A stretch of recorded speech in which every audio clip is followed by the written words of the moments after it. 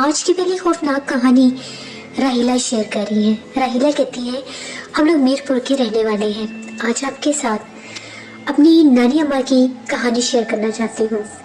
आज से तकरीबन 60 साल पुरानी बात है। मेरी नानी अम्मा कहती है, जब उनकी शादी हुई थी तो अपनी शादी के बाद कुछ अर्सा वो अपने ससुराल के साथ रही। उसके बाद उनकी जैसे शोहर की एक जगह पर ट्रांसफ़र हो गई और वो अपने शोहर के साथ किसी और शहर में चली गई। भक्कर सिटी है एक, वहाँ पर उनके शोहर की हुई थी, मेरे नाना जी की ट्रांसफ़र हुई थी तो वो लोग वहाँ पर चले गए। नानी अम्मा कहती हैं कि हम लोगों ने कुछ अर्सा मैं घर का काम मैनेज कर लेती थी, लेकिन उसके बाद मैंने एक दिल में ख्याल किया कि मुझे एक काम वाली चाहिए, क्योंकि मैं दिन भर घर बहुत बड़ा है, मुझसे सफाई नहीं होती और मैं थक जाती हूँ। सस्ते दौर होते थे। नाना जी के एक दोस्त ने उनको बहुत बड़ा एक हवेली नुमा घर ले दिया था। अभी नानी अम्मा की शादी को ज़्यादा से ज़्यादा भी वो कहती हैं कि 4 से 5 माह ही हुए थे। तो कहती है कि मेरे दिल में यही ख्याल था कि मुझे जैसे कोई काम वाली मिलेगी तो मैं ले लूँगी। 2-4 बार मैंने आस पड़ोस की औरतों से भी बोला कि अगर कोई मुलाजमा हो, कोई काम करने वाली अच्छी, तो मुझे बता देना। उन सब ने यही कहा कि अभी तक तो कोई ख़ास नज़र में नहीं है, जैसे ही कोई मिलेगी हम आपको बता देंगे। नानी अम्मा कहती है कि एक दिन ऐसा हुआ, दोपहर का टाइम था, गर्मियों का मौसम था, तो मैं बाहर सब्जी लेकर जैसे अंदर आने लगी, बिल्कुल उस टाइम गली खाली थी, सिर्फ मैं अकेली सब्जी लेने वाली थी, बाकी औरतें लेकर जा चुकी थी। मैं ज़रा आखिर में निकली सब्जी लेने के लिए, मैं कुछ घर का काम कर रही थी। तो जो ही मैंने सब्जी ली, मैं गेट बंद करने लगी तो दरवाजे पर दस्तक हुई। जब मैंने दरवाज़ा खोला तो बाहर एक औरत बैठी हुई थी। बहुत यंग भी नहीं थी और बहुत एजड भी नहीं थी, दरमियानी एज की थी। सांवला सा रंग था। मुझे कहने लगी कि आपको काम वाली की ज़रूरत है, मैं काम वाली हूँ। मैंने उसे कहा कि हाँ, मुझे बिल्कुल काम वाली की ज़रूरत है। तुम्हें किसने भेजा है? उसने आगे से ये कहा कि बस मुझे पता था कि आपको काम वाली चाहिए, मैं खुद ही आ गई हूँ। तो मेरी नानी अम्मा ने कहा कि मैंने मोहल्ले की औरतों को तो कहा था, तो तुम्हें मोहल्ले में से किसी ने भेजा? उसने कहा कि नहीं, मुझे मोहल्ले में से किसी ने नहीं भेजा, मैं खुद आई हूँ। नानी अम्मा ने थोड़ा सा गौर किया कि ये खुद कैसे आ सकती, फिर उन्हें लगा कि शायद किसी औरत ने कह दिया होगा, तो ये भूल गई होगी बताना। नानी अम्मा ने उसे घर के अंदर बुला लिया। नानी अम्मा ने पूछा कि तुम ये सारे घर की सफाई करनी है? उसने कहा कि मैं कर लूँगी। फिर नानी अम्मा ने कहा कि अगर मैं और काम करवाना चाहूँ, जैसे बर्तन वगैरह वॉश करवाने, वो भी कर लूँगी। उसने कहा जितना भी काम देंगे मैं कर लूँगी, मेरे पास सिर्फ एक आपके ही घर का काम है और मैं कर लूँगी। नानी अम्मा ने कहा कि ठीक है, तुम कल से काम पर आ जाना। नानी अम्मा ने ये बात शाम को नाना जी को भी बताई कि मुझे एक मुलाजमा मिल गई है। वो बड़ी खुश थी कि चलो कोई तो मुझे हेल्प करने वाला मिला। अगले दिन नानी अम्मा कहती हैं, जिस टाइम नाना जी काम पर चले गए, तकरीबन 10 साढ़े 10 बजे का टाइम था, दरवाजे पर दस्तक हुई। मैंने दरवाज़ा खोला तो काम वाली खड़ी थी। नानी अम्मा ने उसे बुला लिया। नानी अम्मा ने उसे बताया कि ऐसे ऐसे पूरा घर है, इसकी यूँ सफाई करनी है। ऊपर वाला पोर्शन भी दिखाया, पूरा जो घर का हिस्सा था, काफ़ी खुला बड़ा सहन था, वो भी दिखाया। उसने कहा कि ठीक है। नानी अम्मा ये कहकर वो अपने कमरे में चली गई। थोड़ी देर के बाद वो आई। अभी वो कहती है कि ज़्यादा से ज़्यादा भी टाइम गुजरा होगा, 15 मिनट गुजरे होंगे। 15 मिनट से ज़्यादा का टाइम नहीं था। मैंने सोचा मैं जाकर किचन में कुछ खाने के लिए, दोपहर के खाने के लिए कुछ देख लेती हूँ। तो मैं बाहर निकली तो काम वाली मेरे सामने खड़ी थी। जैसे मैं कमरे से बाहर निकली, वो सामने खड़ी थी, मैं एकदम डर गई। मैंने उसे कहा कि तुम यहाँ पर खड़ी होकर क्या कर रही हो? उसने कहा कि बीबी जी, मैंने काम कर लिया है। नानी अम्मा कहती, इतनी जल्दी पूरे घर की सफाई तुमने कैसे कर ली है? नानी अम्मा हैरान। नानी अम्मा ने पूरा घर देखा, घर चमक रहा था। वो कहती है, इतनी सफाई तो मैं खुद नहीं कर सकती थी जितनी सफाई उसने की। मैंने कमरे भी देख लिए, सहन भी देख लिया। मैंने उससे पूछा सेकंड फ्लोर भी कर रही हो? उसने कहा वो भी कर रही हूँ। कहती है, मुझे यकीन नहीं आ रहा था कि ये मुमकिन कैसे है, इतनी जल्दी कोई काम कैसे कर सकता है। फिर उन्हें लगा कि शायद काम की तेजी होगी इसके हाथ में, इसलिए कर रही है। नानी अम्मा कहती है कि ये काम रोज ही होने लग गया। पहले दिन 15 मिनट, दूसरे दिन 10 मिनट में पूरा घर साफ कर। उसको काम करते देखती थी, वो काम बहुत तेजी से नहीं करती थी, नॉर्मल काम कर रही होती थी, लेकिन बहुत जल्दी। जैसे मैं उसको देख कर रखती थी, थोड़ी देर के बाद दोबारा देखती थी तो काम हुआ पड़ा होता था। उसके बाद एक दफ़ा मैंने उससे कपड़े भी धुलवाए। कपड़े भी काफ़ी ज़्यादा कपड़े थे, वो भी उसने बहुत जल्दी धो लिए। अब नानी अम्मा को इस चीज़ की आदत होगी, उनके महमू घुमा में भी नहीं था। नानी अम्मा कहती है मैं इसको कुछ खाने के लिए देती थी तो वो बहुत कम कुछ खाने पीने की चीज़ लेती थी। ज़्यादातर वो अगर कोई बीफ मटन या चिकन बना होता था तो वो ले लेती थी, सब्जी वगैरह वो नहीं लेती थी। मैंने उसे पूछा तुम कहाँ रहती हो? उसने मुझे कहा कि इस आबादी से दूर हम लोगों की एक बस्ती है, वहाँ पर रहती हूँ। अब वो उस जगह पर नहीं थी, उनको खुद नहीं पता था उन इलाकों का। उन्होंने कहा कि ठीक है। वो नाना अबू के आने से पहले चली जाया करती थी। नाना अबू ने एक दिन देखा वो काम वगैरह कर रही थी। नाना अबू को थोड़ा सा उस पर शक हुआ। नाना अबू ने कहा कि मुझे ये इंसान नहीं लगती। नानी अम्मा ने कहा कि ऐसा कैसे मुमकिन है, आप कैसे कह सकते हैं कि इंसान नहीं है? नाना अबू हंसने लगे कि कोई इंसान इतना तेज काम नहीं कर सकता, मैं तो इसलिए कह रहा था।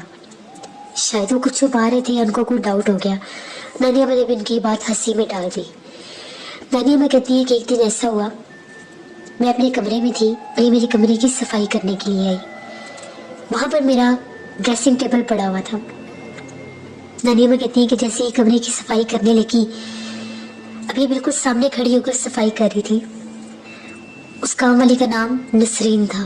तो कहती मैंने नसरीन से कहा कि पहले इस साइड की सफाई कर लो, फिर उस साइड से कर लेना, क्योंकि वो कहती है ड्रेसिंग के साथ ही उन लोगों की अलमारी थी, मैंने उसमें से कपड़े वगैरह निकालने थे। तो नानी अम्मा कहती है कि वो आकर उस साइड की सफाई करने लगी, मैं ड्रेसिंग टेबल के सामने खड़ी होगी। इतने में सफाई करती करती ड्रेसिंग टेबल के आगे आ गई। नानी अम्मा कहती है एकदम मैंने शीशे में देखा, उसके शीशे में कोई परछाई नहीं थी। वो खुद को देख रही है, वो उनके सामने उनके साथ 2 कदम के फासले पर सफाई कर रही थी, लेकिन उसकी परछाई, उसका चेहरा मिरर में नहीं था। मिरर में सिर्फ एक अकेली नानी अम्मा थी। नानी अम्मा कहती है कि मेरी हालत उस टाइम ऐसी हो गई थी तो मुझे ऐसा लगता है मेरे पाँव यहीं पर जम गए और मेरी जुबान बंद हो गई है। वो आराम से सफाई करती करती बाहर निकल गई। नानी अम्मा को एकदम से नाना जी की बात याद आई। नानी अम्मा डर गई कि अगर मैंने इस पर जाहिर कर दिया तो ये कहीं मुझे नुकसान ना दे दे। काफ़ी दिन से ही मेरे घर काम कर रही है और काम भी 5 मिनटों में ही सारे घर का काम कर देती है। अभी मैं इधर से उधर होती हूँ तो पता लगता है काम हो भी गया, जबकि वो बिल्कुल नॉर्मल हाथ से काम कर रही होती है। नानी अम्मा थोड़ी डर गई। नानी अम्मा कहती है मैं कमरे से बाहर ही नहीं निकली। उसने सफाइयाँ वगैरह की, उसने और भी कोई काम पूछा। मैंने उसे कहा कि मेरी तबीयत ठीक नहीं है, बस तुम चली जाओ। उसने कहा कि ठीक है मैं चली जाती हूँ। अब नानी अम्मा कहती है कि जब वो चलती हुई सहन में से जा रही थी उस वक्त भी उसकी परछाई नहीं थी दीवार पे, क्योंकि धूप होती है सहन में। नानी अम्मा बहुत डरी हुई थी। शाम को नाना जी जब वापिस आए, नानी अम्मा को देखकर बड़े खौफजदा कि क्या हो गया। नानी अम्मा की हालत बहुत ख़राब थी, वो बुखार, खौफ से बुखार भी हो गया उनको, टेंशन से। तो नाना जी डर के भी आपको क्या हो गया? नानी अम्मा ने बताया कि आपने मेरे से बहुत बड़ी बात छुपाई है। जब आपको पता लग गया था कि वो नसरीन जो है वो एक इंसान नहीं है, कोई और मखलूक है, अब वो जिन्नी है, कोई भी मखलूक है, तो आपने मेरे से क्यों छुपाया? नाना जी बगौर उनका चेहरा देखने लग गए कि आप कैसे बात कर रही हैं, आपको कैसे पता चला है? नानी माँ कहती वो तो मैंने आज देखा, जब उसकी मैंने शीशे में परछाई नहीं देखी। आपको कैसे पता चला था कि वो कोई इंसान नहीं है? नाना जी कहते कि जिस टाइम वो काम कर रही थी वो आती थी उस लिबास में जिस तरह से कभी वो घघरा चोली पहन कर आती थी, कभी वो साड़ी पहन कर आती थी। वो कहती थी कि हम लोग बंगाल से आए हैं, फलां से हैं, कभी कोई इलाका बताती थी, कभी कोई इलाका बताती थी, तो हम ऐसे ही कपड़े पहनते हैं। तो वो कहते हैं कि वो काम करते करते मेरी नज़र उसके पैरों पर गई थी, उसके पाँव उल्टे थे और उसकी दीवार के ऊपर कोई परछाई नहीं थी। मैं वही पर समझ गया था, लेकिन मैं इस इंतज़ार में था कि इसको किस तरीके से इस घर से निकाला जाए। मैं आज एक बुजुर्ग से भी मिलकर आया हूँ, मैंने उन्हें भी सारी बात बताई है। उनका ये कहना था कि अगर तुम लोग चाहते हो कि तुम्हारे घर में ना आए तो आप लोगों ने कच्चे लहसुन लेकर, ज़्यादा सी तादाद में कच्चे लहसुन लेकर अपने घर के गेट के आगे लगा देने हैं। ये दरवाजे तक आएगी, अंदर दाखिल नहीं हो सकेगी, तो आपको उसको मना भी नहीं करना पड़ेगा। नाना अबू काफ़ी ज़्यादा लहसुन उठा कर लाए। नानी अम्मा कहती हैं वो पूरे जैसे वो एक गुंचे से बने होते हैं, पूरे लहसुन के वो गुच्छे नुमा बने हुए थे, वो सारे वो कहती हैं कि हमने गेट के आगे 10-15 लगा दिए अंदर की तरफ। नाना जी ने रात को ही लगा दिए। नानी अम्मा कहती हैं कि रात को अक्सर मुझे घर में हलचल महसूस होती थी, कभी लगता था कि जैसे कोई सहन में चल रहा है, कभी लगता था कि जैसे कोई किचन में है, लेकिन मैं अपना वहम समझती थी कि घर काफ़ी खुला है, कोई बिल्ली वगैरह होगी, तो मैं यूँ वहम करती रहती हूँ। नाना जी कहते हैं कि मैंने उसको एक रात उसी मखलूक, उसी औरत को नसरीन के रूप में जो हमारे घर आती थी, सहन के दरख्त के नीचे भी बैठे देखे। मेरे नाना जी बहुत बहादुर होते थे। वो सिर्फ ये चाहते थे कि नानी अम्मा अकेली होती है घर में, तो कहीं ये डर ना जाए, इन पर खौफ तारी ना हो जाए और वो उस खौफ पर इनके ऊपर गालिब ना हो जाए। इसी तरह से जब उन्होंने लहसुन लगाया, अगले दिन नाना जी भी घर थे।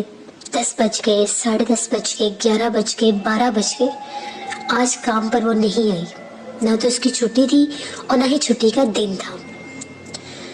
नाना जी समझ गए। जैसे ही वो लोग 12 बजे का टाइम था, नाना जी कहते हैं जरा ऊपर से चल के देखते हैं वो आई है या नहीं।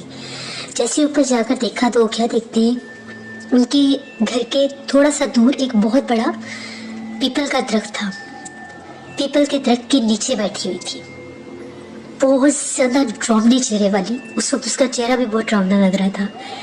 नाना जी ने इसको देख लिया। नाना जी फौरन से नीचे आए। नाना जी ने कहा कि वो बाहर पीपल के दरख्त के नीचे बैठी हुई है, अब वो घर में दाखिल नहीं हो सकती क्योंकि ये लहसुन वगैरह यहाँ पर लगा हुआ है। उन बुजुर्ग ने उनको ये बताया था कि जिस जगह पर ऐसी मखलूकात इंसान के रूप में आए, अगर उनके करीब आसपास कच्चा लहसुन रख दिया जाए तो मखलूक डर के वहां से निकल जाती है। आग से डरते हैं, ये कच्चे लहसुन से डरते हैं, ऐसी चीजों से मखलूकात डरती हैं। लोहे की कोई छुरी वगैरह, नाइफ जैसी होती है, इन चीजों से भी ये डरते हैं। 11 दिन की हिफाजत थी। 11 दिन वो लहसुन वहां से हटना नहीं चाहिए था। 3-4 दिन गुजर गए, वो रोज पीपल के दरख्त के नीचे आके बैठती थी और रात भर उनके घर के बाहर कुत्तों के भौंकने की आवाजें, बिल्लियों के रोने की आवाजें भी सुनाई देती थी। 11 दिन नानी अम्मा किसी मोहल्ले की औरत से भी नहीं मिली। नाना जी जल्दी आ जाते थे। पहले वो जाते ही देर से थे, थोड़ा बहुत काम करके फिर वो जल्दी आ जाया करते थे। जिस दिन वो बताती हैं कि 9वां दिन था, उस रात नानी अम्मा को ख्वाब आया। वो क्या देखती है कि वो ही, जैसे वो नसरीन जो उनकी मेड थी वो है, लेकिन उसका चेहरा बहुत भयानक था और वो बहुत ज्यादा घुप अंधेरे में खड़ी होकर, उसकी आंखें चमक रही होती है और एकदम से उसका चेहरा नजर आता है, नमूदार होता है। और वो कहती है कि तुमने अच्छा नहीं किया मुझे अपने घर से निकाल कर, अब मैं तुम्हारी दुश्मन हूँ। पहले मैं तुम्हारी दुश्मन नहीं थी, मैंने तुम्हें नुकसान नहीं दिया, लेकिन तुमने मुझे अपने घर से निकाला है, अब मैं तुम्हारी दुश्मन हूँ। मैंने ये ख्वाब उठकर नाना जी को बताया।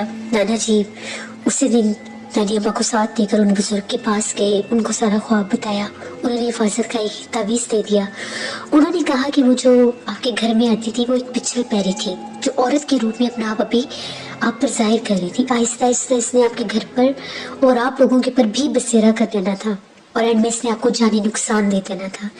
ये मखलूक उसी पीपल के दरख्त पर रहती है जिसके नीचे आप इसको बैठा देखते हैं, और एक भयानक पिछड़ा पैरी थी। नानी अम्मा कहती है जब हम लोगों ने ये बातें सुनी, 11 दिन के बाद हम लोगों ने ये डिसाइड कर लिया कि हमने उस घर में रहना ही नहीं।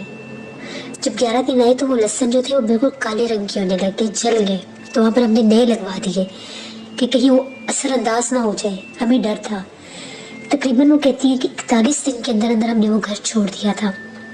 रात भर लोग बताते थे पीपल के दरख्त के ऊपर से रोने की आवाज़ें आती हैं और एक औरत जो बहुत डरावनी चेहरे वाली है वहाँ पर आधी आधी रात को बैठी नजर आती थी, क्योंकि वो इनके घर में आना चाहती थी। ये मेरी नानी अम्मा की एक स्टोरी थी। जब भी हमें वो स्टोरी बताती थी उनके चेहरे पर खौफ के तसुरात नजर आते थे, जो मैंने आपके साथ शेयर की।